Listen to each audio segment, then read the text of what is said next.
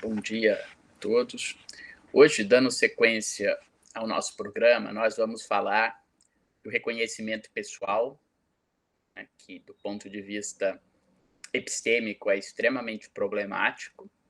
E o nosso tema inclui também a identificação pessoal, que não se confunde com o reconhecimento pessoal, mas que hoje, principalmente na modalidade de identificação por DNA, pelo código genético, é bastante seguro do ponto de vista epistêmico, mas os problemas maiores decorrem de aspectos de direitos fundamentais, né? Da criação dos bancos de dados genéticos, de quem vai poder ter acesso a esse banco de dados, para quais finalidades poderão ser utilizados os bancos de dados genéticos.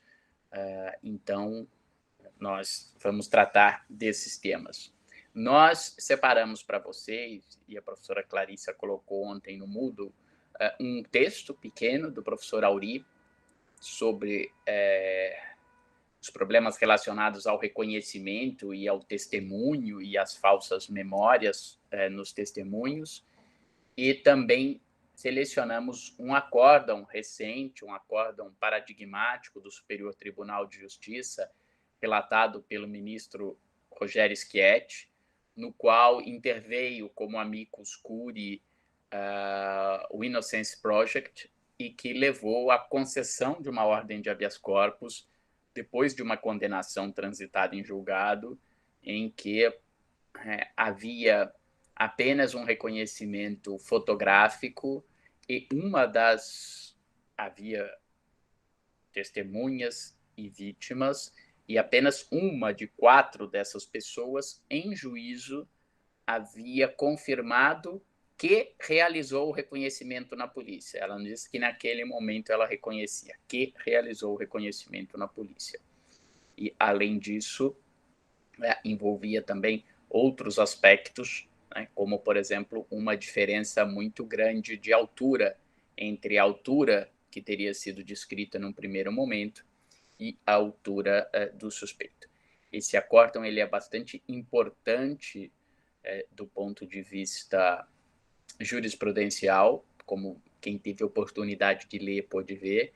O próprio ministro Rogério Schietti faz uma crítica à posição que até então vigorava no Superior Tribunal de Justiça sobre a matéria. Então, vamos analisar primeiro o reconhecimento, e esclarecendo que o Código de Processo Penal não trata do reconhecimento fotográfico. O Código, em apenas 3 artigos, os artigos 226, 227 e 228, trata do reconhecimento de pessoas ou coisas. Mas, no caso do reconhecimento de pessoas, é um reconhecimento pessoal, de pessoas presentes. O que tem se feito é aplicar uma maior ou menor proximidade a esse procedimento legal, a esse rito probatório do reconhecimento pessoal, ao reconhecimento fotográfico. O acórdão, nesse ponto, até me parece que, ora, se encaminha no sentido da nulidade do reconhecimento fotográfico, ora em que ele não teria valor probatório, salvo se confirmado em juízo. É um grande avanço, mas talvez as premissas internas desse acórdão pudessem ser questionadas. Vocês também podem estar se questionando por que nós colocamos o texto do Auri e que trata, em tese, de um tema de nossas aulas passadas, o tema do testemunho. Talvez não tenha ficado tão claro, porque nós selecionamos para a aula de testemunho as conclusões do texto ou do livro sobre prova testemunhal, do Vítor de Paula Ramos, que na semana passada, na sexta-feira, tivemos a oportunidade de tê-lo dando a aula sobre prova testemunhal no curso de pós-graduação. Mas destaca um aspecto importante, já que nós estamos procurando dar a vocês uma visão mais epistêmica do tema da prova, né? E o trabalho do Vítor, ao buscar o apoio na epistemologia, mostra até o que ele denomina de testemunho natural né, em antagonismo a um testemunho formal. O testemunho formal é essa disciplina legal da produção da prova testemunhal. É o que o direito disciplina como sendo a prova testemunhal, né? Mas o professor Vitor mostra que, para a epistemologia, né, o conceito de testemunho é muito mais amplo. Que o testemunho. Obrigado, cara. Que o testemunho envolve um ato de comunicação que não precisa ser só verbal, né? Porque quando nós pensamos numa testemunha, nós pensamos em alguém dizendo alguma coisa, mas pode ser um ato de comunicação escrito, pode ser um ato de comunicação sonoro, e mediante esse ato de comunicação, uma determinada pessoa faz uma afirmação sobre um fato ou um estado de coisa, né, presente ou pretérito.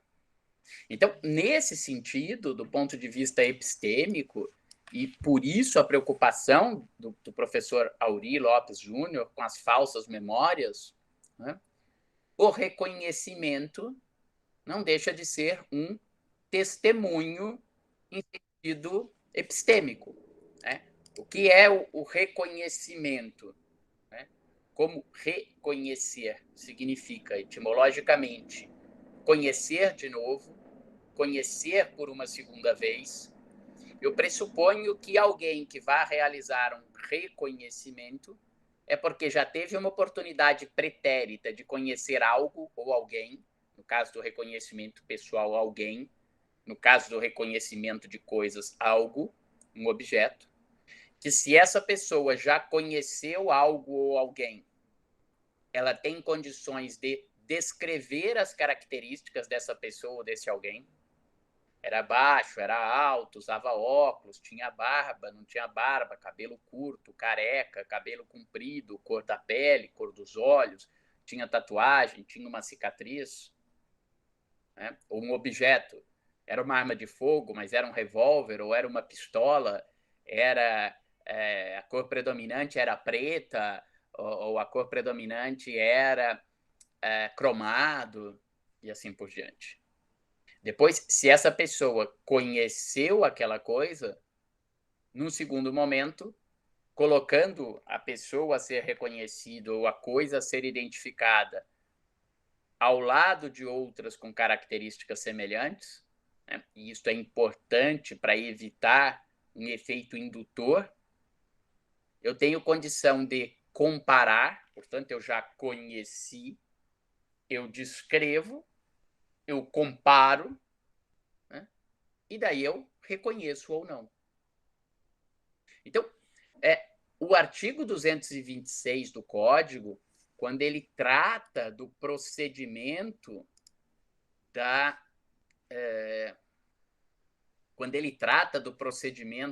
do reconhecimento de pessoas e que se aplica, né, na medida do possível, né, ao reconhecimento de coisas, estas etapas do reconhecimento, né, não são um capricho do legislador, não são uma mera formalidade inútil, forma pela forma. Elas são, né, etapas de um rito probatório para conferir uma maior qualidade epistêmica, né? Então, o inciso primeiro... Por que não apareceu aqui o inciso quarto? Acho que porque não cabe, talvez, ali. Vamos lá. Vou colocar aqui para completar. Aqui é quarto, tá? Não é quinto. Aqui saiu o izinho do 4, do romano. Então, vamos lá. A pessoa que tiver que fazer o reconhecimento será convidada a descrever a pessoa que deve ser reconhecida. Né? Então, se eu conheci o Eduardo, eu vou ter que poder dizer, ele era alto, ele era baixo, ele tinha cabelo curto, ele tinha cabelo comprido, ele usava barba, ele não tinha barba, ele usava óculos, ele não usava óculos. É claro que alguma dessas características são características, inclusive, que podem ser mutáveis. Eu poderia dizer, ele usava óculos, mas nada impede que amanhã ou depois ele esteja de lente, né? Mas eu poderia dizer, ele tem o rosto redondo, ele tem o rosto afinado, ele tem um queixo mais pontudo, ele tem tais ou quais características, ele tem uma tatuagem no braço ou na mão. Então, eu descrevo a pessoa a ser reconhecida. Depois, o inciso segundo, e que é o que gera maior polêmica, estabelece a pessoa cujo reconhecimento se pretender será colocada, se possível, ao lado de outras que com ela tiverem qualquer semelhança, convidando-se quem tiver de fazer o reconhecimento a apontá-la. Né? Aqui toda a confusão está nesse se possível.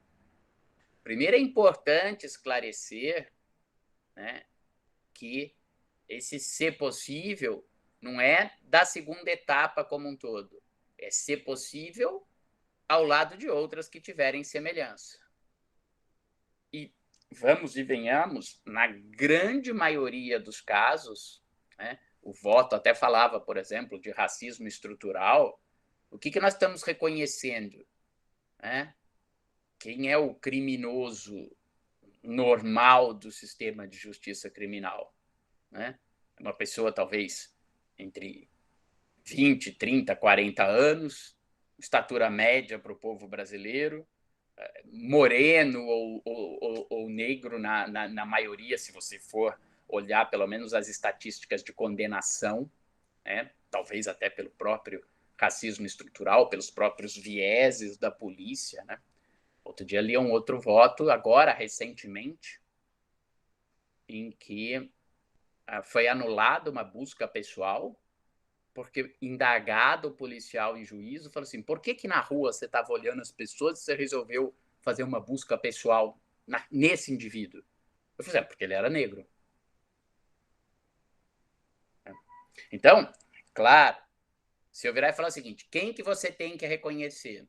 Era uma pessoa albina de 2 metros de altura, você vai falar, poxa, vai ser difícil, talvez, e eu encontrar, né, 5 albinos de 2 metros de altura. Né? Mas se eu falar que era uma pessoa de pele clara, de 1,80 m, seja magro, seja gordo, né? Se eu falar que é uma pessoa com traços orientais, tamanho normal, qual a dificuldade de você encontrar, né, meia dúzia de pessoas com características semelhantes? Claro, a lei não fala que tem que ser idêntico, tem que ter todo mundo 1,78 m. Não é isso. Mas você ler um caso que a descrição era de uma pessoa de cerca de 1,70 m comparada com uma pessoa de 1,95 m. Se eu digo que a pessoa tem 1,95 m e coloco para o reconhecimento pessoal ela ao lado de uma pessoa de 1,95 m, qualquer que seja, ao lado de outras pessoas de 1,70 m, eu estou induzindo fortemente o reconhecimento daquela pessoa de 1,95 m, seja ela ou não seja ela. Então, essa é uma etapa fundamental do ponto de vista epistêmico para evitar erros. Né? E aqui, voltando a fazer a analogia com depoimento, com testemunho e com o texto do professor Auri, erros que não precisam ser erros maliciosos, não precisam ser mentiras deliberadas. Vocês viram lá os dados da quantidade de condenações errôneas, depois demonstradas errôneas e que levaram a exonerações nos Estados Unidos pelo Innocence Project?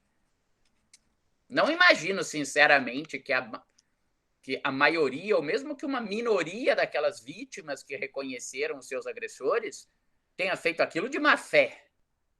Falar, eu sei que não é essa pessoa, mas eu quero condenar essa pessoa por X razões.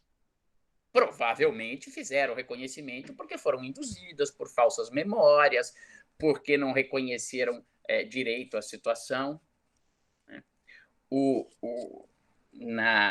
Na aula que o professor Vitor de Paula Ramos deu na pós-graduação, ele contou um caso interessantíssimo ocorrido na Espanha. A Lívia está indo para lá, para Girona agora, depois vai poder estudar melhor o caso e nos contar, mas tentando reproduzir o caso, era uma mulher que sofreu um crime de estupro. Estava assistindo um programa de televisão na sua casa no período da noite. Alguém bateu na porta, ela abriu a porta, um homem avançou sobre ela, na casa dela, e a estuprou. Passado 3 ou 4 dias, essa mulher estava lendo um jornal, vê uma pessoa na capa do jornal, ou numa das páginas do jornal, numa fotografia, vira e fala assim, essa pessoa foi quem me estuprou. Vai na polícia e fala, reconheço, foi ele. E durante o estupro, o estuprador ficava com a mão no rosto da mulher para tentar dificultar com que ela visse o seu rosto. Mas mesmo assim ela falou, reconheço, é ele. Essa pessoa foi chamada a depor, né? Essa pessoa que tinha sido reconhecida, e ela fala, olha, não sou eu. E eu tenho como provar que não sou eu. Ela falou, nesse dia, nesse horário, eu tenho um álibi. Eu estava num programa de televisão. Então ele junta a hora que ele entra na emissora de televisão, vamos supor, a mulher foi estuprada às 8h30 da noite. Ele junta lá, olha, que o controle de entrada da emissora de televisão, eu entrei na emissora de televisão às 7h49. Que, ó, o programa foi das 8 às 9, eu saí da emissora aqui 9h10 da noite. E tá aqui a fita do programa ao vivo, das 8 às 9 da noite, que foi o horário do estupro, eu estava aqui o tempo inteiro, olha, nesse programa aqui, sentado na cadeira, debatendo tal ou qual coisa. Ou seja, essa pessoa, por essa circunstância dos fatos, teve condição de apresentar um álibi cabal, que o inocentou daquela acusação. E o mais curioso é que a hipótese que levantaram depois para esse reconhecimento da vítima, né, que certamente não foi um reconhecimento malicioso, foi que ela provavelmente estava assistindo aquele programa de televisão. Ela estava com a televisão ligada. E, obviamente, a televisão continuou ligada na hora do estupro. Então, ela deve ter, por alguma confusão, como ela estava vendo o rosto daquela pessoa na televisão, processos normais, com vícios endógenos da memória, ela acabou não conseguindo ver o rosto do agressor, mas talvez até porque continuava ouvindo a voz daquela pessoa enquanto ela era estuprada, associando o rosto da pessoa que ela tinha visto antes com quem era o rosto do agressor. Né? Um erro honesto. Mas imagine que essa pessoa não tivesse esse álibi.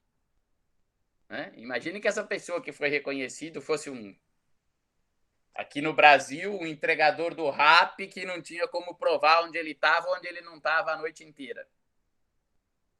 Né? A mulher chega lá e fala, olha, 100% de chance, é esse cara, tenho certeza. E que não fosse num programa, numa fotografia de jornal, fosse num álbum policial. Aí o cara ia dizer, não sou eu. Aí nós íamos dizer, mas a palavra da vítima nos crimes sexuais tem um peso importante, ainda mais em situações dos crimes que são cometidos na clandestinidade. E se ela não conhecia a pessoa e não tinha nenhum propósito de o incriminá-lo intencionalmente, né? Então, esse é um tema importante. Deixa eu ver aqui. Olivia, por favor. Professor, bom dia para todos. Desculpa o pequeno atraso. Eu estava fazendo exame PCR também, porque eu vou viajar amanhã. E, professor, nesse ponto, eu tenho uma grande dificuldade, até queria saber um pouco a sua opinião sobre o tema, em compatibilizar os problemas da memória com o processo penal. Porque a maioria dos estudos da psicologia cognitiva indicam, como você mesmo estava expondo agora, esse problema da contaminação da memória. Então, nesse caso concreto, ela se recordou daquilo que estava passando na TV e provavelmente, ao longo de qualquer processo, ela repetiria a mesma informação. E a psicologia cognitiva também indica que se, por exemplo, você está numa delegacia e determinada foto é exposta a essa vítima, existe a probabilidade também da vítima reconhecer a foto que foi apresentada, principalmente quando se trata de álbuns de suspeitos, e ser incutida uma falsa memória. Então, se eventualmente no processo judicial fosse exposto essa pessoa, por mais inocente que fosse, ela seria reconhecida. E aí a minha grande dificuldade, e eu confesso que eu não consegui ainda chegar a um ponto de vista, é como eu posso compatibilizar o procedimento do reconhecimento de pessoas da fase de investigação, que seria um elemento informativo, com o processo judicial, que seria uma prova em sentido estrito. Existem alguns países até que estão discutindo se seria uma cautelar irrepetível, como seria a participação da defesa, só que a gente sabe que em muitos dos casos a gente ainda sequer tem uma linha de investigação contra determinada pessoa. E aí eu queria saber um pouquinho da sua opinião, se você acha que ela pode ser repetível em juízo, como que a gente pode fazer esse procedimento de uma forma epistemicamente melhor, porque, ao meu ver, talvez a gente não tenha, a princípio, nesse momento, como fazer com um cautelar irrepetível aqui no Brasil.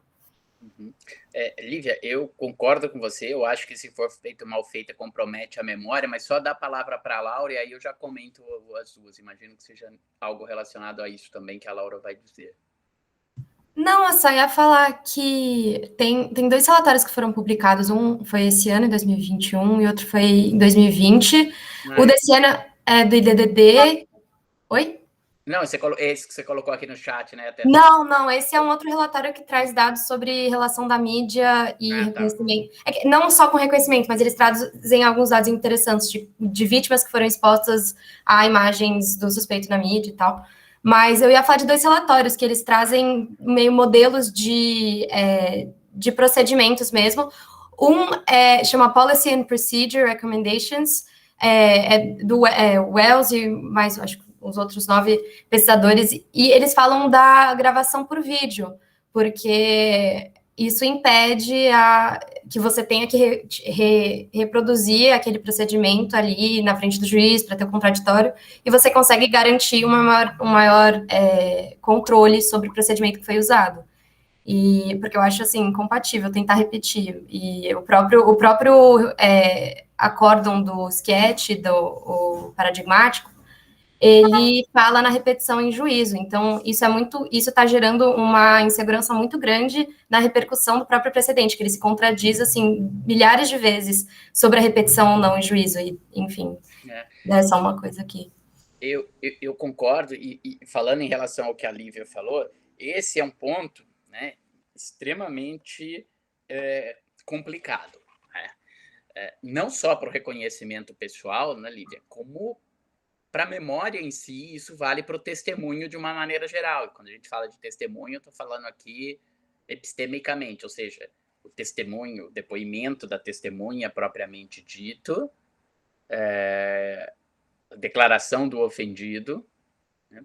Porque se eu tiver uma exposição a fatores de contaminação da memória, a nós parece que no reconhecimento pessoal, a minha posição se encaminha como a da Lívia, o que a Laura falou agora menciona esse problema de, bom, já contaminei num reconhecimento fotográfico ou na delegacia equivocado, porque eu coloco uma pessoa sozinha, chego para a vítima e falo, olha, prendemos esse cara que estava roubando aqui na redondeza com características semelhantes ao seu roubo. Dá uma olhada aqui pelo vão da porta e vê se é ele.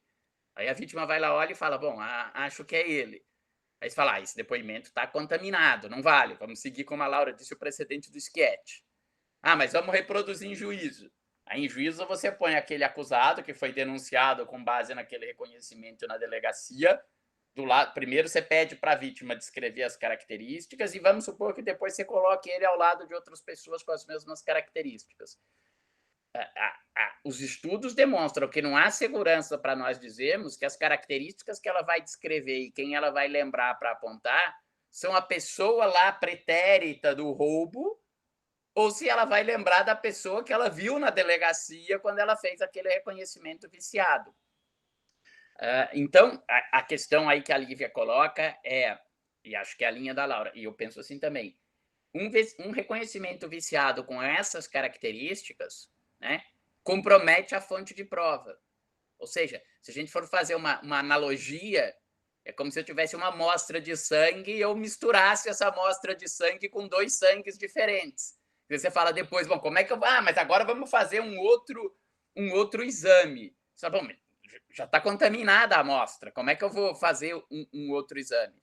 É que aí nós tendemos a acreditar na memória humana, né? E o que o texto do professor Auri fala é muito fácil de nós percebermos, né? Os testes de memória, de lembrança da vítima, em 12 segundos, foi o tempo mínimo testado, já dá um índice altíssimo de erro. 12 segundos você olhando. Agora eu faço a seguinte provocação para vocês. Tentem lembrar, hoje é quarta-feira, tentem lembrar o que vocês comeram no almoço de quarta-feira passada. Nós estamos falando de uma semana. E quanto tempo de exposição àquele prato de comida vocês tiveram? Certamente alguns minutos, pelo menos. 5, 10 minutos. E a gente não lembra.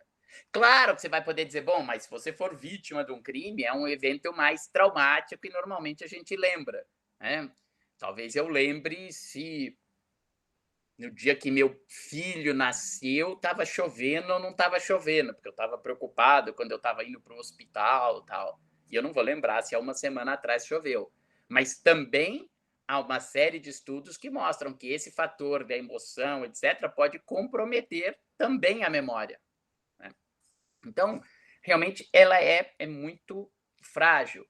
Essas preocupações, Lívia, se nós fôssemos levar a sério os estudos da epistemologia, não tem por que nós a restringirmos para o reconhecimento. Nós teríamos que ter a mesma preocupação com o testemunho, né? Desde o começo, como é que vai ser? São perguntas abertas, eu começo com uma narrativa livre, depois eu faço perguntas para o esclarecimento, né? O mesmo vale para o reconhecimento pessoal. Então, a premissa disso, se eu aceitar, eu tenho que ter o quê? Agentes de polícia muito bem treinados. Agora, o custo disso, e isso pode levar a escolhas dramáticas, é que como que eu vou corrigir isso? Eu vou corrigir a hora que o tribunal começar a absolver. Porque eu tenho um efeito desencorajador quando a jurisprudência era como a jurisprudência anterior. Ou talvez até o que o voto do Schietti sugira e não fique claro, como a Laura colocou. Se eu faço um reconhecimento fotográfico errado, mas depois eu reproduzo certinho o juízo, bom, aí se tiver outras provas dá para condenar. Aí a polícia vai falar, bom, não tem problema eu fazer o meu reconhecimento errado, porque depois em juízo você faz certo e dá para condenar. Talvez a hora que você tiver um voto que fale, olha, se você fizer errado na polícia, isso contamina a prova e o juiz vai dizer, eu não posso condenar. Pô, que absurdo, a juíza Laura absolveu o réu. Não vai reclamar para a juíza. Vai reclamar lá para a delegada Lívia, que foi quem fez o reconhecimento errado. Quem está errado não é a juíza. Quem está errado é quem sabe que se fizer assim não vai funcionar. Né? Mas essa é uma dificuldade que a gente tem, né, de fazer esse reconhecimento de que se alguém errou, eu vou reconhecer o erro. A gente tem uma postura, o judiciário como um todo, salvacionista, né? A gente sempre tenta salvar o erro alheio, porque o juiz fala, bom, mas afinal de contas, eu que tenho que fazer justiça no caso concreto. Tem que aplicar a lei. Pois não, Laura? Não, é só uma coisa aí que você falou que eu acho que é um segundo ponto que é muito frágil, que também fica duvidoso no voto do Schietti, e que contradiz o próprio relatório do Innocence, que ele baseou o voto, que além da repetição, que ele deixa meio duvidoso, é a questão do reconhecimento fotográfico, porque não é que o reconhecimento fotográfico por si só é pior do reconhecimento vivo, e tem muita essa confusão. Uhum. O reconhecimento fotográfico permite fazer alinhamentos muito mais responsáveis do que reconhecimentos vivos, e a gente tem em São Paulo o uso de bancos de imagens que poderiam ser usados para fazer reconhecimento fotográficos, mas são usados para fazer álbuns de suspeitos. São aquele sistema Fênix, o sistema Ômega. A Polícia Civil de São Paulo tem dinheiro para isso, só que a gente usa isso errado. E o Sketch, ao invés de... Eu acho que, não sei, enfim, no voto dele, ele deixa um pouco duvidoso isso, do reconhecimento fotográfico, mas ele por si só não é o problema é a forma ali que você está usando. Isso é uma coisa que, claro, o artigo 226 é incompleto e não prevê aí, mas eu acho que foi uma pena que eles não estabeleceram uma regra muito clara com relação ao reconhecimento fotográfico e só frisaram aí a diminuição do valor probatório dele. Eu concordo, Laura. Já vou comentar isso, só completando o que eu estava falando e que a Lívia perguntou. Então, Lívia, eu acho que o caminho seria esse. Quer dizer, primeiro, eu teria que ter uma boa produção dessa, que não é exatamente uma prova, mas uma produção que não contaminasse a descoberta dessa fonte de prova na fase do inquérito. E aí, como a Laura disse, como todo mundo sabe, um registro em vídeo, até para eu perceber se o método foi adequado. Né? O registro em vídeo não é para, como alguns pensam, como a doutrina espanhola fala, depois que em 2001 a Corte Constitucional deu uma interpretação da imediação como um fator de valoração da prova, né? Que eu criaria um supervalorador, porque só ele que viu aqueles elementos paralinguísticos de gaguejou, ficou vermelho, suou, etc. Né? Como se isso servisse para serem signos que vão entrar num detector de mentiras e eu vou descobrir que a pessoa está mentindo.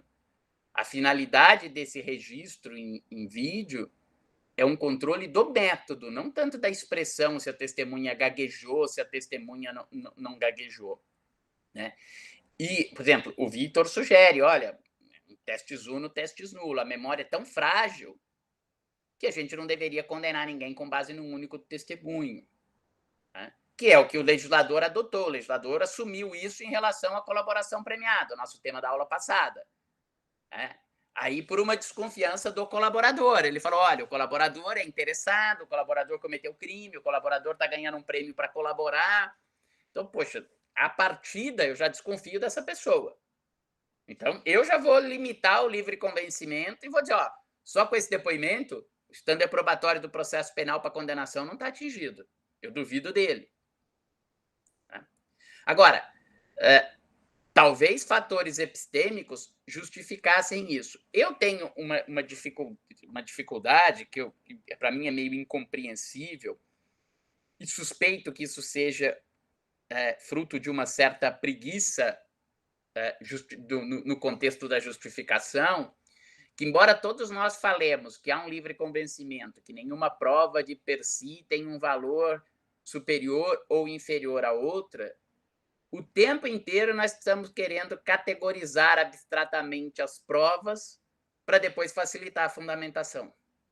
Né? Então, falando, todas as provas têm o mesmo valor. Só que aí a gente vai pegando algumas coisas e fala assim, bom, mas e o depoimento do policial? Né? Aí você fala, e o reconhecimento fotográfico? O reconhecimento fotográfico, por um preconceito epistêmico, mas eu não vejo a profundidade, o movimento do corpo, o gestual, né? O voto do Sketch chega a mencionar isso também, que é uma posição do Altavilla no século passado. Né? Quando, por exemplo, nem sempre, a Laura coloca, nem sempre o reconhecimento, se eu der importância para a fase de comparação, o reconhecimento fotográfico pode ser muito menos indutor do que o reconhecimento ao vivo, porque eu vou ter condições de colocar pessoas com características semelhantes. Né? Então, talvez o reconhecimento fotográfico, bem executado, obedeça aqueles elementos para a produção de uma prova atípica, que é, como o Código Italiano diz, tanto preservar a liberdade moral do acusado, quanto ser um meio com capacidade epistêmica. Se nós conseguirmos demonstrar experimentalmente que o reconhecimento fotográfico não causa mais erros do que o reconhecimento pessoal, se bem executado, né? Não tem por que a gente excluir, falar, não pode fazer reconhecimento fotográfico. Mas o que acontece? O que acontece é que normalmente você mostra uma fotografia no cara da polícia e fala, é esse cara aqui. Esse não é um problema do reconhecimento fotográfico.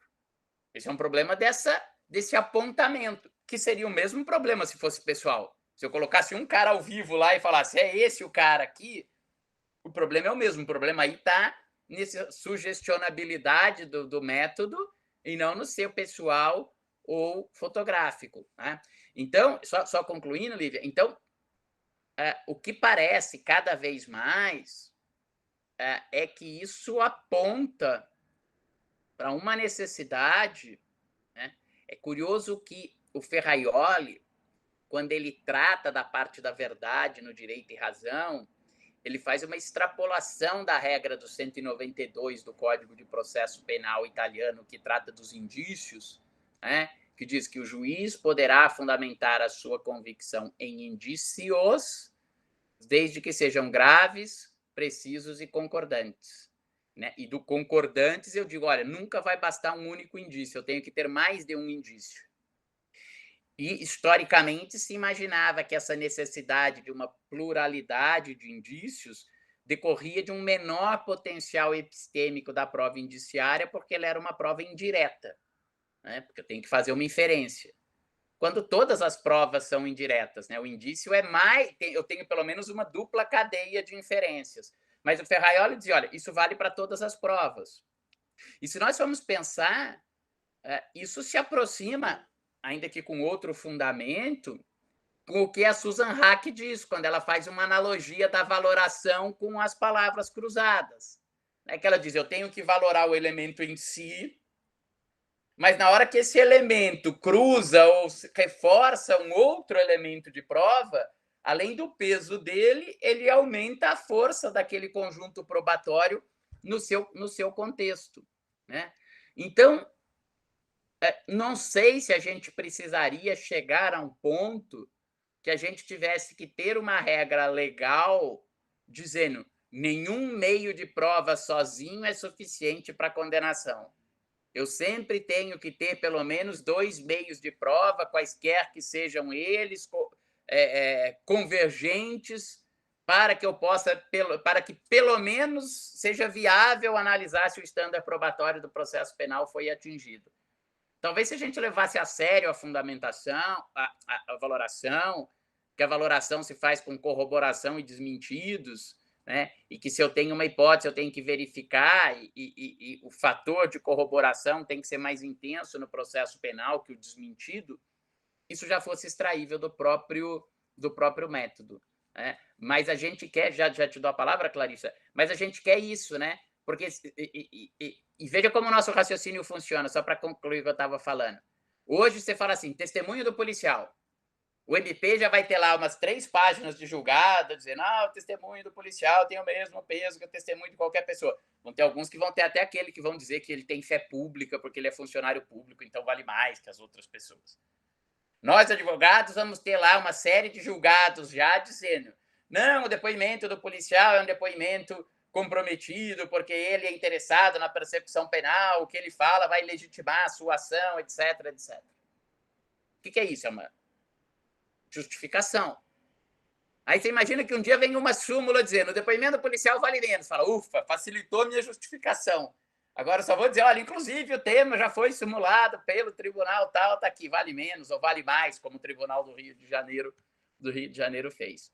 Então, na verdade, o tempo inteiro a gente quer fugir do livre convencimento, porque sim, dá trabalho justificar as inferências. Né? Dá trabalho eu dizer, essa prova apoia tal fato. Ela apoiando tal fato, esse fato, eu usando tal máxima de experiência, me permite inferir o tema probando. Mas, olha, o tema probando não está inferido só disso. Tem também essa outra prova aqui, que usando tal regra, também me permite inferir aquele fato. Isso dá muito mais trabalho do que dizer o depoimento do policial vale igual, não sei o que e tal. Então, a gente tem essa dificuldade. Eu tendo, Lívia, a ser contra essa profunda interferência do legislador na livre convicção. O legislador fique catalogando muitos meios de prova e dizendo isso vale, isso não vale, ou o legislador. Né? Mas, enfim, isso talvez seja um voto desse como Schietti, ainda que confuso, mas seja, né, como o George gosta de dizer, um second best, né? Já que a gente não dá para ter o melhor, que é uma fundamentação completa, detalhada, com depois um juízo de depois uma atividade de justificação coerente, que exponha todos os passos inferenciais, talvez isso seja uma salvaguarda da presunção de inocência. Pois não, Clarissa? O que eu queria comentar, principalmente a respeito dessa análise do reconhecimento no conjunto probatório, é que eu noto muito nesse acórdão, que é um grande avanço, né, relatado pelo ministro Schetti, sempre uma ressalva, né, de que o reconhecimento por álbum de fotografia ou sem seguir o procedimento do 226 é nulo, principalmente se não corroborado por outros meios de prova independentes, que é uma ressalva perigosa, porque ao mesmo passo que é importante situar o reconhecimento no conjunto probatório, acho que é importante quando ele é válido. Quando é nulo, cabe questionarmos se essa corroboração, ao invés de funcionar como a tese da Susan Hack, né, como, né, uma palavra cruzada, algo que vai se encaixar, se ela não é gerada por aquele efeito, aquela síndrome da tunnel vision, né, da visão de túnel. Ou seja, a partir do momento em que eu tenho um suspeito, é claro que outra testemunha também vai dizer que foi ele. É claro, então, tudo isso não tem como dizer que a prova não é contaminada, e mesmo que ela seja totalmente independente do ponto de vista da causalidade, de como ela foi encontrada, a partir do momento em que o juiz sabe daquele reconhecimento, não há como avaliar qual o peso dos outros elementos probatórios para a prova da autoria. Então, é uma coisa muito complicada trazer esse conjunto, porque a tendência nossa psicológica é sempre reforçar aquilo que foi descoberto no reconhecimento, ainda que de maneira irritual, né? Então, esse é um primeiro questionamento. A outra questão que a Júlia falou, a Lívia falou sobre a irrepetibilidade ou não do reconhecimento, me remete um pouco também à confissão que nós discutimos na pós. Porque o que eu fico pensando é que a repetição do reconhecimento, o reforço, a corroboração em juízo, ela só se presta de uma maneira negativa a dizer assim, olha, ele não voltou atrás, mas não poderia ter um peso tão grande quanto parece ter, né? Então, se uma pessoa confessa na fase do inquérito, ou se ela reconhece o suspeito na fase do inquérito e reforça isso em juízo, eu não vejo isso com um peso tão grande, retirando todo aquele fato de que não houve de judicialidade, não houve o exercício amplo da defesa e tudo mais. Mas se a pessoa desmente, aí sim eu acho que isso, do ponto de vista da valoração, deveria ser levado em consideração, porque você desmentir uma confissão ou desmentir um reconhecimento é algo muito contundente. Já você reforçar, deveria haver uma orientação epistêmica muito clara, no sentido de que reforçar já é a tendência, né? Se a confissão não foi espontânea, não necessariamente a pessoa vai desmentir depois, principalmente se é um réu preso, né? Se o reconhecimento foi sugestionado, esse sugestionamento não vai diminuir ou desaparecer em juízo. Eu só até, assim, eu me arriscaria a afirmar que ainda vai se descobrir uma coisa óbvia, que a maior causa de subgestionamento no reconhecimento está no acórdão, né? Está no fato de não se saber como a polícia descobre o suspeito, aponta o suspeito e indica aquele suspeito para o sujeito que vai reconhecer, né? Esse é o maior problema, que ele ali, en passant, né, ele usa essa argumentação como se fosse, né, não sei nem se seria considerado um argumento obter dictum, né, mas ele diz, olha, ainda por cima ninguém sabe de onde que surgiu, e no caso ele fala de um vídeo, né, de onde surgiu esse vídeo, como a polícia identificou essa pessoa como suspeita, né, essa talvez seja a maior causa de sugestionamento. Tem um artigo do William Seconello com a Lilian Stein, em que eles trazem sugestões, e uma das principais sugestões seria um duplo cego, ou que o policial que conduz aquele reconhecimento. O Auri também fala isso ali nas Falsas Memórias, né, de uma maneira mais curta, que a pessoa não saiba quem é o suspeito, não esteja envolvido na investigação, o policial que vai conduzir o reconhecimento, justamente para não sugestionar. E uma outra sugestão que eu já vi é a advertência de que, olha, o suspeito não necessariamente está aqui. Ou seja, porque isso tem um peso muito grande, a pessoa saber, eu posso estar indicando um inocente. Né? É diferente você mostrar um álbum de pessoas fichadas, ou você mostrar, né, uma fila de pessoas que podem ser suspeitas, ou podem ser até presos, ou você dizer que, com a certeza de que o suspeito está ali, né? Ou você ser advertido, é quase que uma advertência do direito ao silêncio, né? Eu diria, uma garantia muito similar, muito... Olha, não necessariamente ele está aqui. Você põe uma responsabilidade em quem está reconhecendo também, que às vezes, involuntariamente, a pessoa não sente que tem essa responsabilidade. Né? São só essas considerações.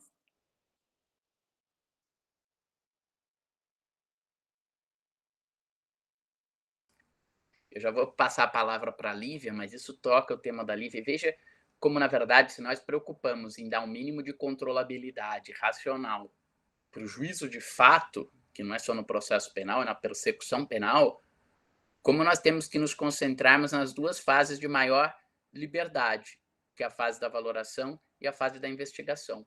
Né?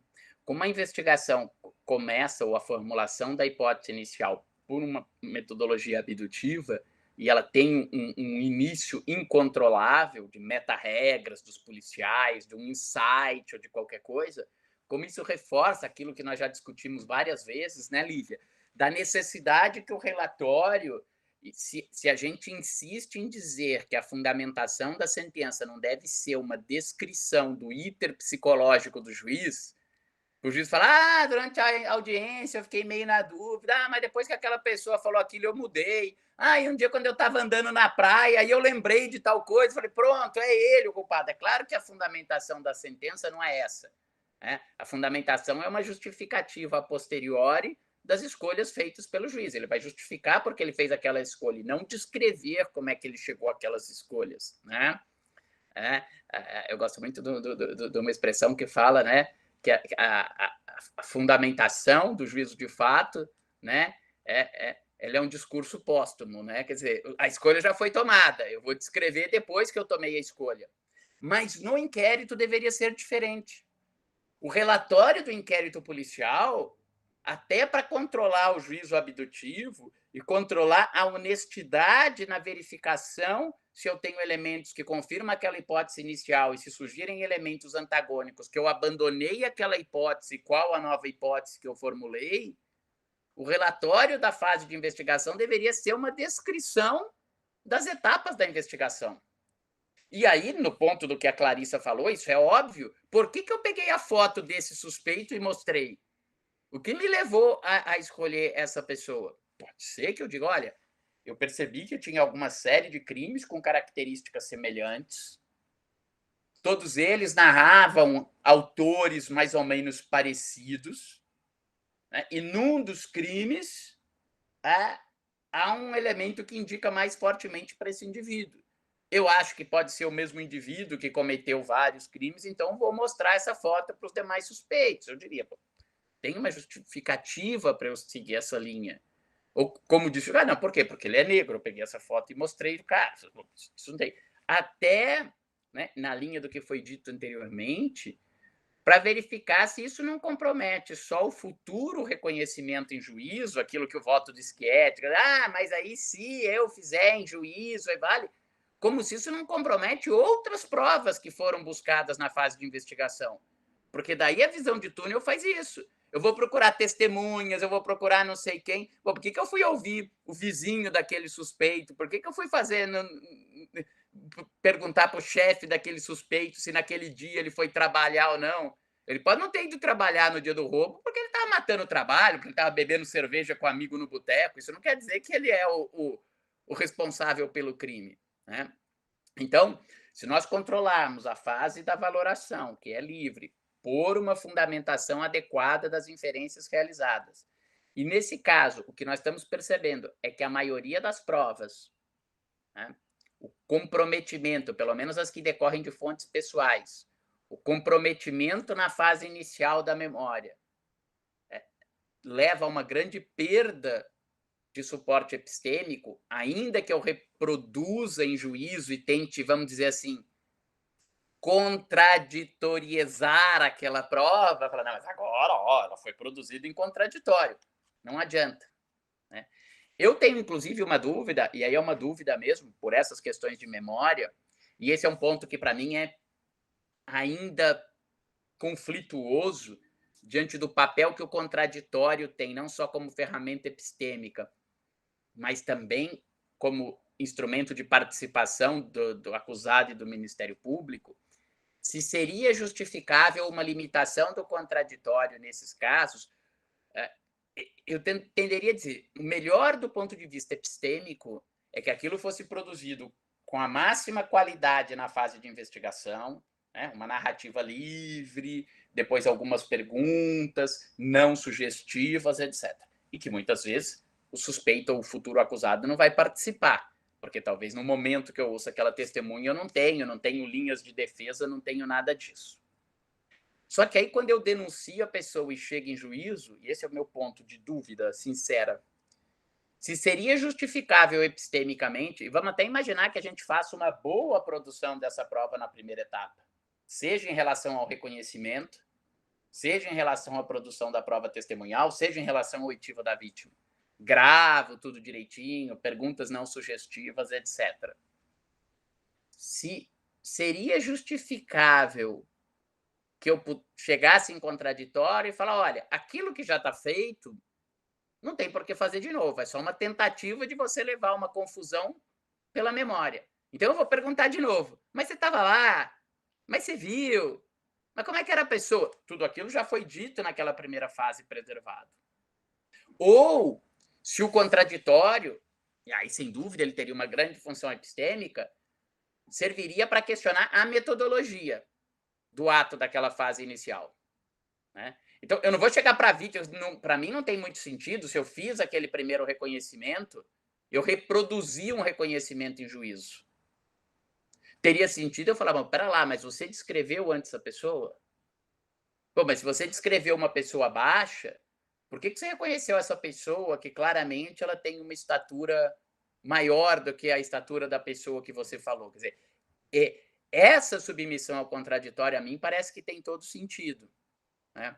Ou mesmo da testemunha.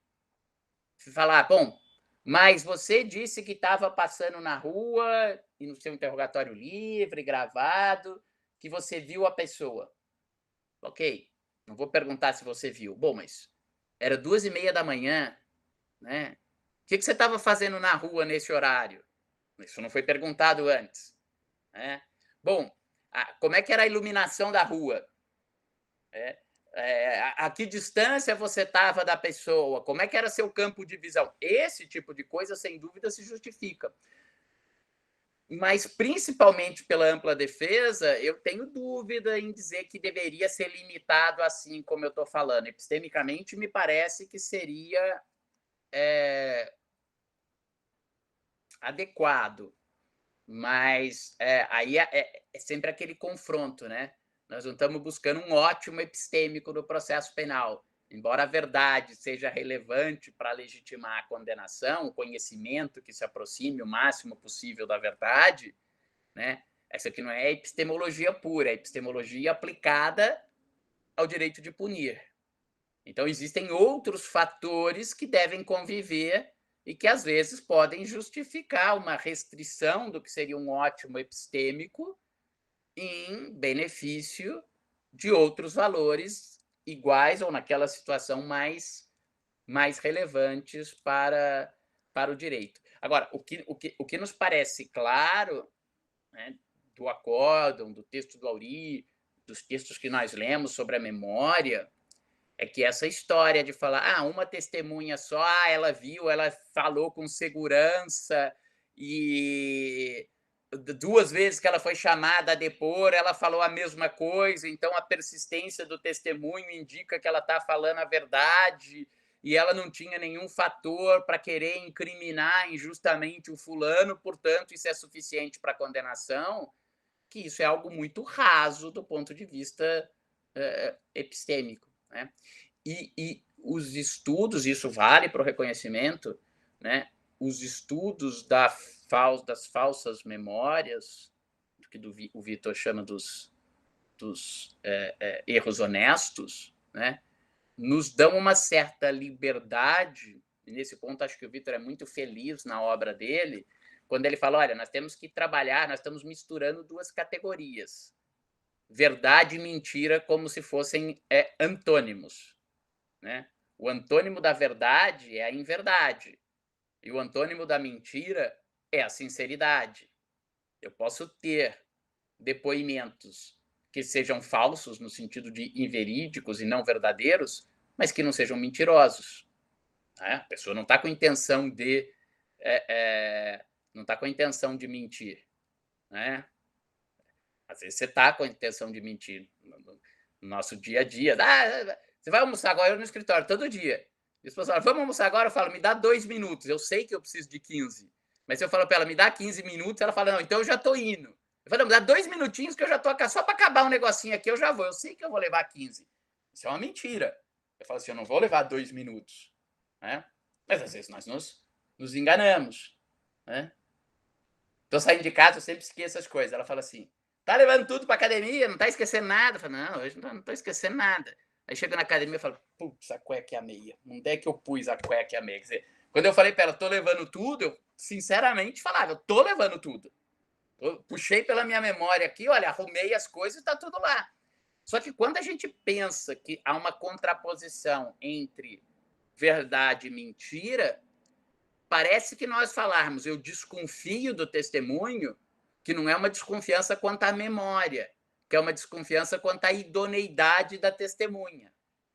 Né? Se falar que eu não posso condenar com base em uma testemunha, você fala, bom, pera lá, a Laura foi lá, falou tudo direitinho, deu detalhes. Se eu não puder condenar, eu estou dizendo que a Laura é uma mentirosa. Falo, não estou dizendo que a Laura é mentirosa, estou dizendo que a memória de qualquer ser humano pode levar a equívocos, pode levar a falhas. Né? Então, isso nos liberta um pouco desse certo sentimento de culpa, de estar quase imputando uma desonestidade a alguém para dizer que eu não posso cometer. Isso tem aquele peso persuasivo. No júri, quem faz júri, tá lá no debate, não sei o quê, fulano mentiu, mas a testemunha, ela mentiu. Aí você falou, mas então você requereu para o juiz quisitar se ela mentiu, então se ela mentiu, você vai instaurar inquérito por falso testemunho? É isso que a gente usa persuasivamente.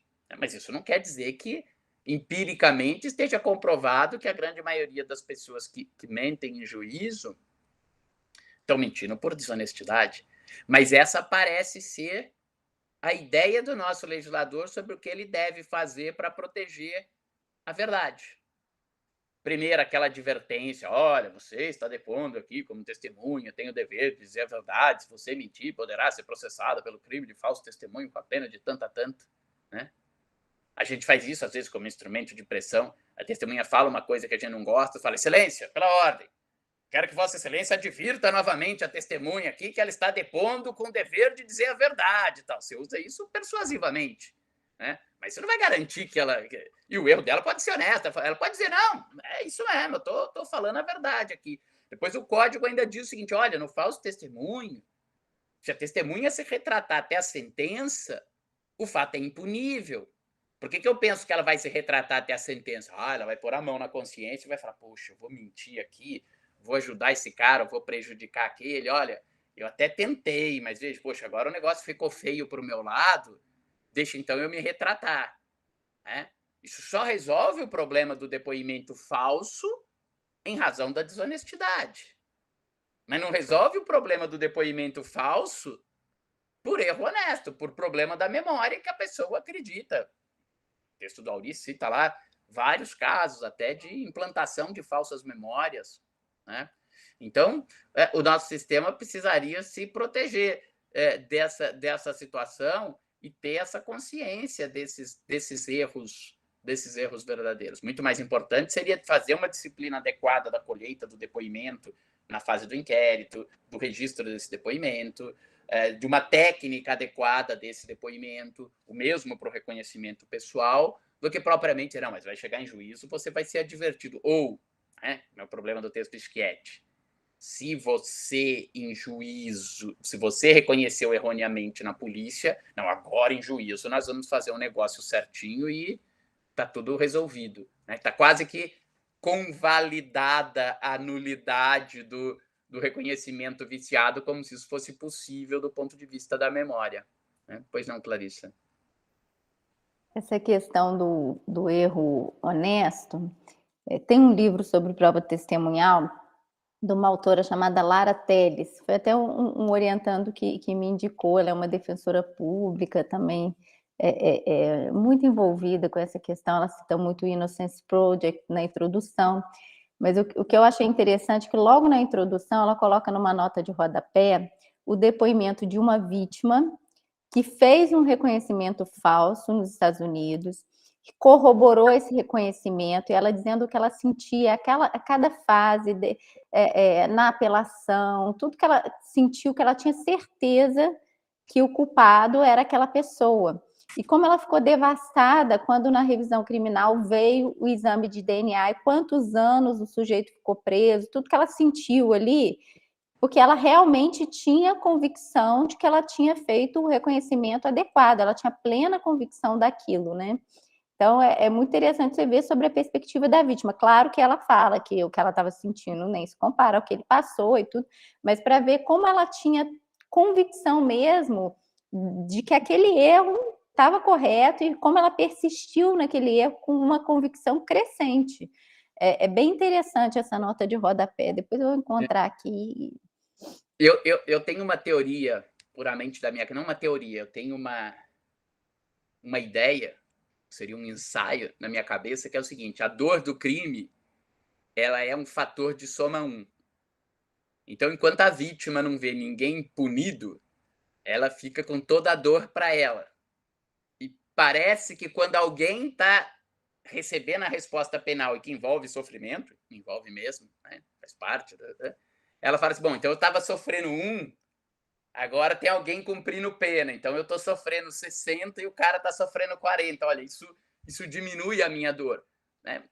Uma ideia, como um mecanismo psicológico nosso de ser humano. Você vê que toda vez que é entrevistado alguém, o parente de alguém, ele não fala assim, nunca ouvi ninguém falar, o que você quer que aconteça? Eu quero que ele sofra a pena justa. Alguém já viu essa resposta? Não, né? Eu quero que ele seja condenado, pegue a pena máxima, apodreça na cadeia. E a pessoa não está fazendo isso porque ela é maldosa. A pessoa não está falando isso porque ela se enche de prazer em ver a dor e o sofrimento alheio. Né? A gente que convive com o sistema, isso era muito comum nessa época de polarização política. Aí você vê um cara sendo preso de um lado, sendo preso do outro, as pessoas comemoram. Prendeu fulano, né? Fulano agora está preso. Gente que conhece o sistema penitenciário, eu não consigo comemorar a prisão de ninguém. Posso até dizer, bom, me parece que essa prisão é justa, mas a gente sabe o que a pessoa vai passar lá, não dá para você ter prazer em saber que alguém foi preso. Você fala, que beleza, o cara foi preso, né? Ainda que a prisão seja merecida, ainda que a condenação seja correta. Mas então, isso, na minha cabeça, Clarissa, é um pouco que reforça isso. Eu acho que se você fizesse um estudo com as vítimas, independentemente de quem é condenado, todas elas vão se sentir mais confortadas em saber que alguém foi condenado do que não foi achado criminoso e ninguém foi condenado. Então, isso talvez já por si só reforce, né, uma ideia de que ela tem que colaborar para identificar alguém. E por isso, no reconhecimento pessoal, é tão importante a advertência que não necessariamente alguma daquelas pessoas é o suspeito. Né? Talvez você fazer 2 ou 3 filas, né, Ela vai falar, ó, em alguma delas pode ter alguém, mas você não sabe qual é. Talvez isso possa ajudar ela a falar, bom, então eu não tenho que identificar necessariamente entre esses 5 que colocaram aqui na frente alguém. Pode estar nos próximos 5 ou nos outros 5, né? Porque senão a gente tem, eu concordo com você, né, essa forçação da identificação de alguém, de que eu tenho que descobrir alguém por fatores psicológicos. Acho que o ser humano tem essa confusão de justiça e punição, né? E a vítima ainda tem a questão da segurança, então acho que ela fica mais tranquila. Tem esse fator também. É do ser humano, a nossa felicidade é comparativa. Se a gente vê alguém mal, a gente fica mais feliz. No sistema de justiça, então, a gente vê que... Vale para os dois lados, né? Da mesma forma que a grama do vizinho é sempre mais verde, né? Vale tanto na alegria quanto na tristeza, né? Então, veja, mas isso, quer dizer, reforça o que a gente está falando, dos erros honestos, né? Muito provavelmente essas vítimas, você tem lá 34% de reconhecimento pessoal falso no Inocência, 37%, alguma coisa assim. Duvido que aquele bando de gente que reconheceu alguém falsamente para mandar para a cadeia, para mandar a morte, falou, eu sei que não foi a Lívia, mas eu não gosto da Lívia, então eu vou reconhecer ela. Na dúvida, eu vou dizer que eu tenho certeza, porque é só porque eu quero prejudicá-la. Me parece que é muito natural que não tenha sido assim. Né? Por qualquer fator, a pessoa olhou, viu, falou, não, pô, ó, ela, não, tá seguro? Não, pô, tô seguro, tenho certeza. Né? Quantas apostas a gente não faz de coisa boba no nosso dia a dia que os dois têm certeza? Né? Um monte. Não, nós fomos lá na semana passada, não foi na semana passada, foi na semana retrasada, não, eu tenho certeza que foi, não, foi, quer apostar? Eu aposto. Eu aposto e os dois têm plena certeza que foi daquele jeito, né? Pois não, Lívia? Não, professor, eu ia falar que eu concordo muito com você a respeito de que talvez o maior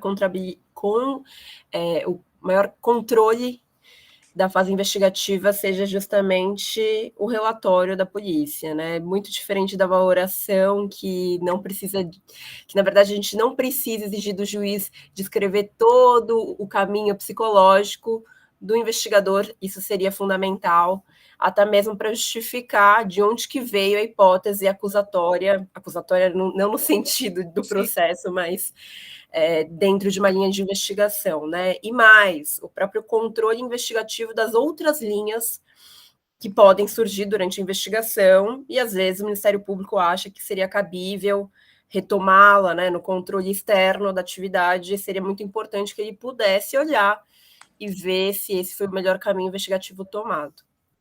Mas eu ia falar que, na verdade, existe 2 autores muito legais, o Maurício Dutti, que é professor do Chile, é professor também lá em Girona.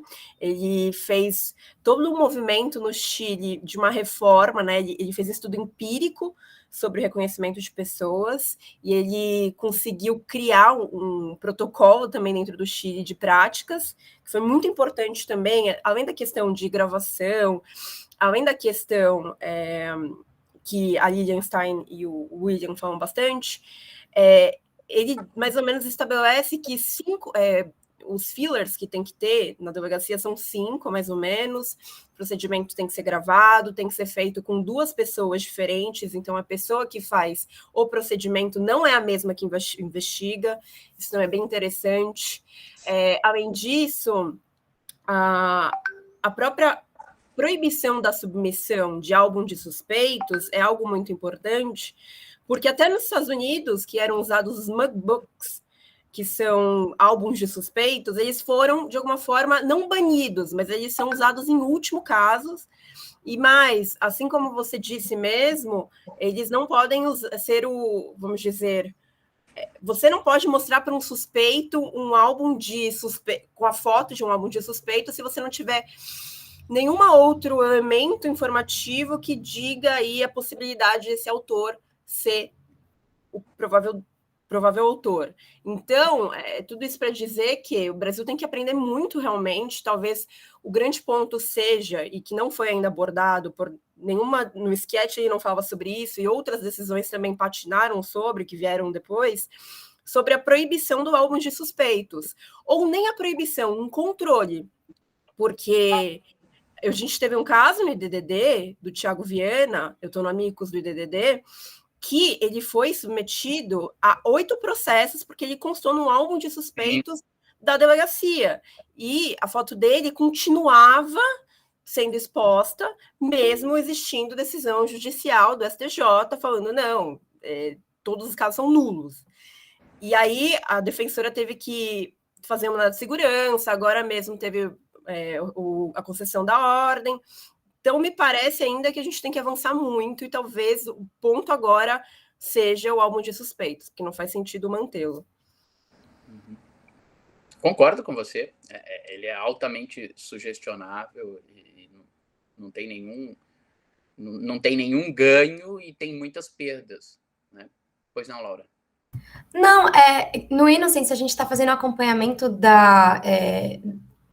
enfim, de como está sendo difundido o precedente do sketch, mas uma coisa, por mais que ele não cite tão expressamente o álbum, tem sido mais usado o precedente para conceder ordem, para absolver, em caso de álbum. O que tem sido menos absorvido é questão de show-up pessoal, porque ainda tem o mito da superioridade do reconhecimento vivo. Mas, na repercussão do precedente, o álbum tem sido mais facilmente criticado ali, mas, enfim, apesar de, como a Lívia falou, realmente isso faltar ali na justificativa do sketch, eu acho que na opinião pública ele já está mais, enfim, duvidoso ali. Então, mas uma outra coisa que me preocupa, o CNJ agora está com uma iniciativa, né, de uma regulamentação do reconhecimento, que é muito importante, e antes ter isso no CNJ do que não ter. Ninguém está aqui contra a legalidade é fundamental para o processo penal, mas às vezes isso ajuda uma certa mudança de mentalidade. Nós tivemos uma situação dessa, por exemplo, com relação à audiência de custódia, que começou com uma resolução do CNJ e depois acabou sendo incorporada na legislação. Então, talvez uma mudança de padrões agora, ainda que por uma resolução, possa facilitar isso. Mas a gente fica imaginando, e a Lívia deu o exemplo agora do Chile, como são pobres as nossas discussões legislativas, né? Eu imagino agora que a gente faça algum movimento e fale, olha, nós precisamos mudar a lei, vamos alterar o Código de Processo Penal nisso, naquilo, citando estudo, embasamento, porque isso aqui é epistemicamente ruim e tal. A gente sabe o que vai acontecer. Vai vir meia dúzia de desembargadora daquelas câmeras de gás, vai vir Deltan Dallagnol e Associação Nacional dos Procuradores da República. Eles estão querendo absolver os corruptos, os não sei o quê. Eles estão querendo fazer uma lei para proteger bandidos e tal. Pô, é de uma pobreza a discussão entre nós, né? Que é de se lamentar. Então, eu confesso que eu fico na dúvida até da oportunidade política da gente trazer essas discussões agora, se a gente não acaba queimando esse tipo de argumento, porque, infelizmente, a gente está vivendo um momento, né, que ainda parece que o que vale é um punitivismo. Mas talvez a sociedade esteja se abrindo e percebendo que essas mudanças, quando elas vêm fundamentadas em dados empíricos, né, dá uma força para o argumento, não é aquele fla-flu, eu sou a favor, você é contra, por quê? Porque eu gosto e porque você não gosta. Então, talvez a gente também esteja aprendendo com Innocence, com IDDD, etc., a trabalhar isso melhor, né? Apresentar dados, apresentar casos. O voto do Schietti nesse ponto, quando ele vai citando vários casos de erros, tal, acho que quem lê aquilo, né, aquilo tem um certo impacto, né? Então, é preciso atentar para essa situação e tentar, sim, mudar, tentar ter uma disciplina do reconhecimento pessoal, tentar eliminar os álbuns de suspeito. Talvez, né, bastaria uma mudança simples, seja criticando os álbuns de suspeito, né, uma mudança simples no conteúdo do relatório do inquérito policial. Você já justificaria, por que você apresentou o álbum de suspeito? Por que você mostrou esse álbum de suspeito? Por que você deu a foto do fulano para ele sozinha? Por que a tua linha de investigação era o fulano? Talvez se a autoridade policial tivesse que fazer isso, o próprio emprego do álbum de suspeitos já diminuiria brutalmente, porque ela ia dizer, eu não vou conseguir justificar isso daqui lá na frente, por que eu fiz isso, por que eu expus essa foto. Né? Então, pois não, Clarissa?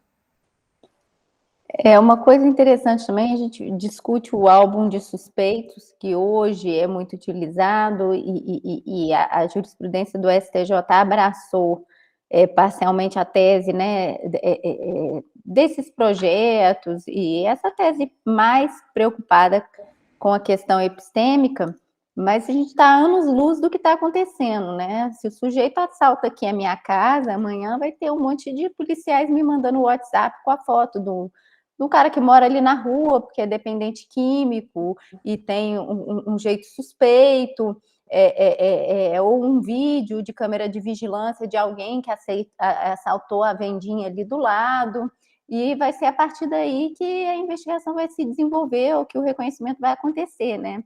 E isso a gente discute menos ainda. No próprio acórdão é o que eu falei, tá? Passando dizendo, olha, mostraram um vídeo, ninguém sabe de onde surgiu esse vídeo, e simples assim, né? Então, acho que a gente já não analisa como deveria ser feito o reconhecimento fotográfico. E o reconhecimento por vídeo vai complicar, né? E aí, quando isso tudo retroagir, como é que vão ser as revisões também? Eu fico me perguntando como estão sendo, e aí talvez a Lívia e a Laura saibam, né? As revisões baseadas no voto do ministro Schietti, né? Você tem uma retroatividade muito grande, um número muito grande de julgados em que você consegue revisar, né, a condenação em virtude do reconhecimento irritual, porque também daqui a pouco os tribunais vão estar preocupados com isso. Então, né? E daqui a pouco, só antes da palavra, Laura, isso vai gerar uma jurisprudência defensiva, porque daqui a pouco você vai começar a ter 300 revisões criminais, e veja, você tocou num ponto importante, né, Clarissa? Essa mudança tinha trânsito em julgado e foi em HC, não foi em revisão criminal. Então, daqui a pouco, o que vai acontecer? As defensorias públicas bem intencionadas vão começar a entrar com 500 HCs para rever condenações, e aí daqui a pouco já vai vir olha, no âmbito limitado do habeas corpus não dá para analisar, não sei o quê, ou já vão criar um temperamento desse voto, dizendo, mas quando, não sei o quê. É complicado, realmente. Mas, assim, se pelo menos a gente tiver uma mudança daqui para... Vale um pouco, eu acho aqui, Clarissa, não sei se eu sou ingênuo, mas assim, enfim, vale um pouco aqui o que o ótimo é inimigo do bom, né? Se a gente conseguir pelo menos mudar daqui para frente, seja melhorando as práticas na delegacia de polícia, seja daqui para frente os próprios juízes na sentença já tentando para isso, não que isso resolva o problema, e nem que a gente tenha que esquecer o passado, longe disso, temos que tentar reverter essas condenações injustas, ou ainda que eventualmente a pessoa seja culpada, mas que não teria lastro probatório para elas. Mas, pelo menos se a gente olhar para o futuro, parece alguma tendência de melhor. E tentar, como a Laura colocou, tentar ir balizando esse voto de Schietti para não deixar para essas salvo ser reproduzido em juízo, não sei o quê, para não deixar isso que era a exceção do voto acabar virando a regra. Que o próprio STJ já está ensaiando, né? O STJ também já tem alguns pronunciamentos contrários depois disso. Pois não, Laura? Não, eu tinha uma dúvida, porque vocês frisaram um aspecto do relatório policial. Mas tem muito caso, assim, se você for comparar a quantidade de reconhecimentos negativos ou duvidosos que são relatados durante o inquérito ou em juízo, você vai ver que quase sempre são omitidos durante o inquérito. Então, eles não são ou formalizados nem relatados. E como que você pode...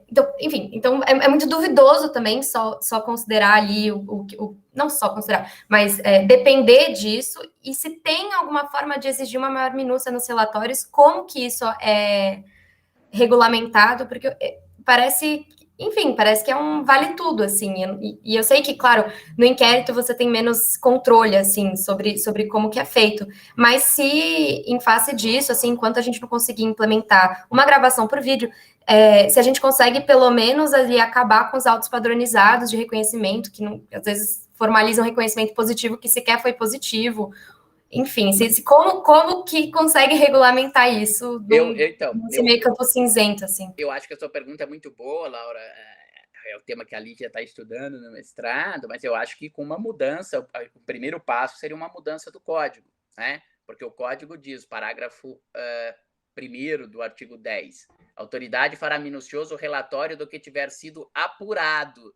e enviará os autos ao juiz competente. Eu nem critico tanto do que tiver sido apurado, né? Porque essa vamos dizer assim, é a tendência. O nosso próprio código em relação à fundamentação, no 381, quando trata dos requisitos da sentença, né? Vou colocar aqui para ler, para não falar errado de cabeça.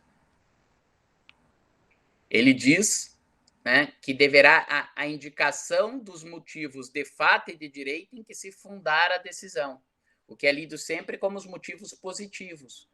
O Código de Processo Penal italiano tem algo que é muito importante, que ele diz que na fundamentação o juiz deverá indicar também as razões pelas quais as provas em sentido contrário ao que foi decidido foram consideradas não atendíveis.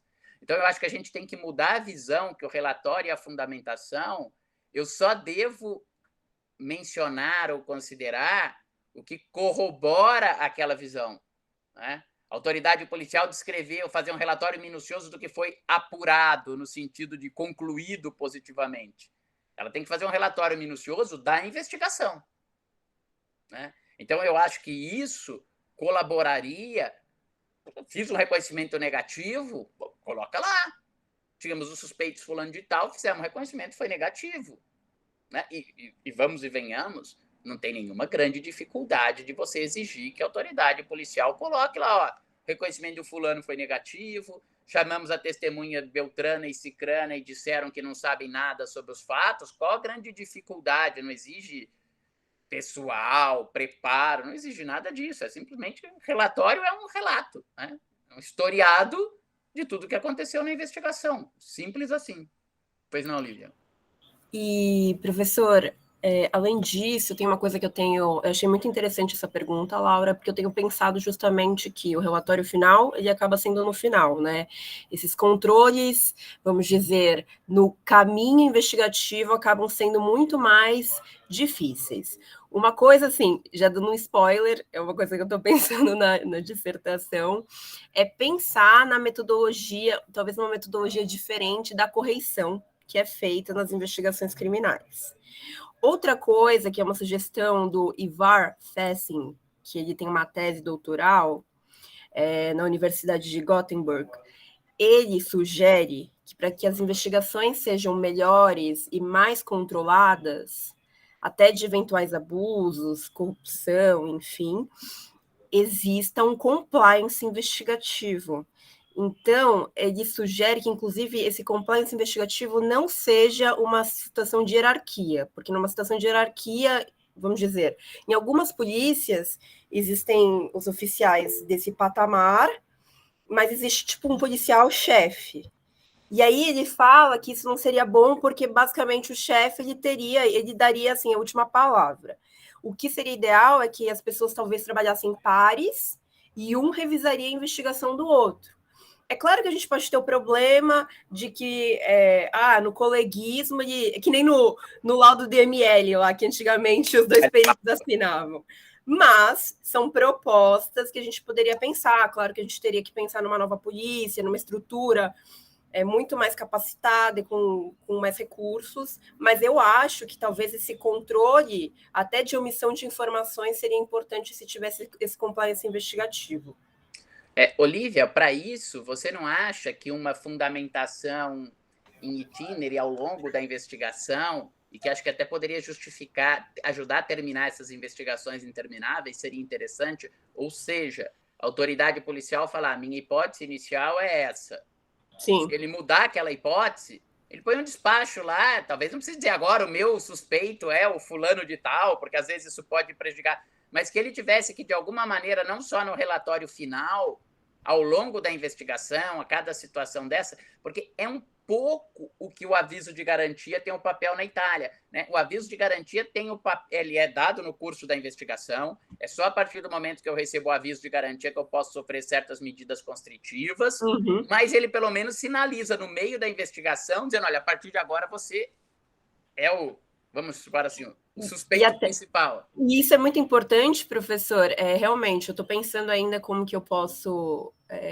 porque daí tem essa questão, né, de compatibilizar tanto o resultado da investigação sem frustrá-la e, obviamente, a partir de um controle até defensivo. E mais, assim, talvez seria importante até para a gente repensar o indiciamento, que aqui no Brasil a gente tem um indiciamento... não tem valor epistemológico, ele serve hoje em dia para estigmatizar pessoas, e, por exemplo, na Itália, não é que a partir desse aviso, com indiciamento, algumas medidas restritivas podem ser feitas diferentes de outras. Isso seria muito interessante no Brasil, porque você aumentaria até a defesa. Sim, o que eu digo é o seguinte, o indiciamento no Brasil não implica nenhuma mudança de status das pessoas investigadas. Eu não digo, antes do indiciamento você tinha os direitos A, B e C, a partir do indiciamento você passa a ter o direito D, E e F.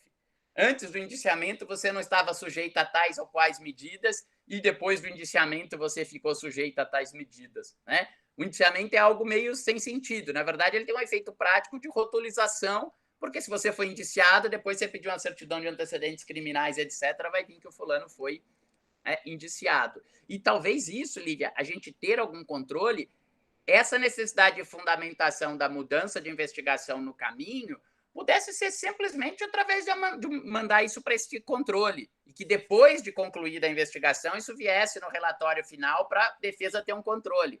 Mas eu talvez não precisasse expor isso nos autos da investigação ao longo da investigação, mas que eu fosse obrigado ao término da... Então, eu tenho, como você falou, par ou compliance, e o delegado manda para ele, minha linha de investigação inicial é essa por tais motivos. Mudou a linha de investigação, mudei a linha de investigação, passa a ser essa por tais elementos. Para pelo menos depois, na hora que você tiver o relatório, aí você adiciona esses elementos, isso não prejudicaria a investigação por uma publicidade no curso dela, né? Mas permitiria um bom controle a posteriori da história da investigação. Inclusive para isso. Apresentei esse álbum de suspeitos aqui, né? Mas apresentei a fotografia, eu procurei fazer a investigação pessoal certinha dessa pessoa, por quê? Porque, olha, antes surgiu tal elemento e com esse elemento eu passei a ter dúvida ou a acreditar que pudesse ser essa pessoa. Concordo totalmente, professor.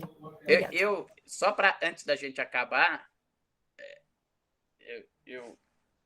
só um minutinho aqui. Eu gosto muito disso que a gente falou, é de depoimento, né? Mas eu já citei outro dia num texto, mas que me parece até bastante apropriado.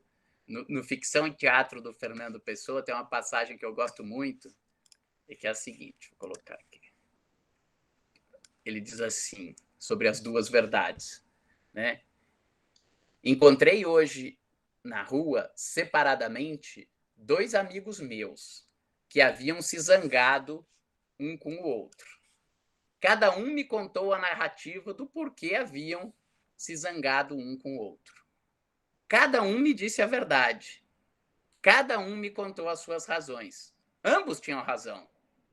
Não era que um via uma coisa e o outro outra, ou que um via um lado das coisas e o outro um lado diferente. Não.